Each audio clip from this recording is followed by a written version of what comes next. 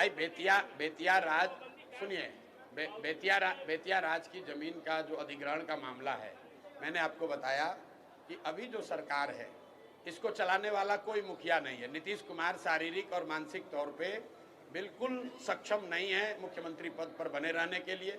ये बात हम लोग पिछले 3-4 महीने से कह रहे हैं। कई बार मैंने कहा भाई मेडिकल जांच कराकर बुलेटिन जारी करना चाहिए। चलो वो नहीं मानोगे तो अपने मंत्री परिषद के सदस्यों का नाम बता दो तो भी हम लोग जान जाए कि आप स्वस्थ हैं।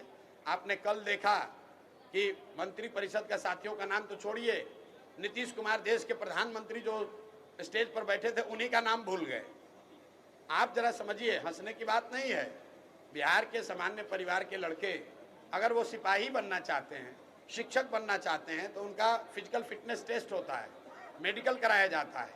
अगर आप फिजिकली मेंटली फिट नहीं हैं तो आप सिपाही मास्टर नहीं बन सकते हैं। लेकिन ऐसा कैसे है कि 13 करोड़ लोगों का मुखिया, सब आदमी ये कह रहा है भाई इनकी तबीयत ठीक नहीं है, फिर भी भाजपा वाले उन्हीं को थोपे हुए हैं। क्यों थोपे हुए हैं? ये आपके और समाज के चर्चा और उनके निर्णय का विषय है।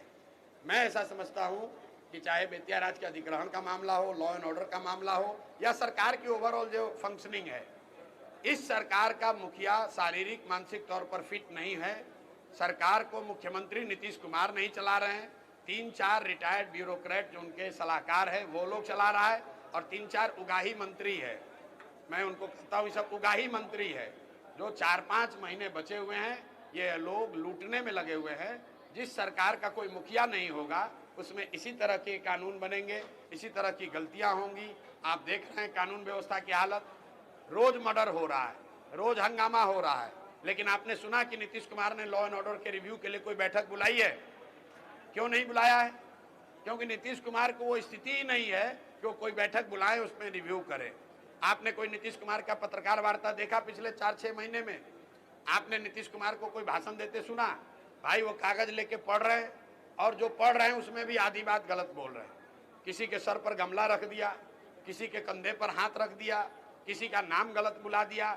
कभी राष्ट्र, ऐसा कैसे संभव है कि जो आदमी 20 वर्ष से मुख्यमंत्री है, राष्ट्रगान बज रहा है और आदमी ताली बजाने लगे बीच में?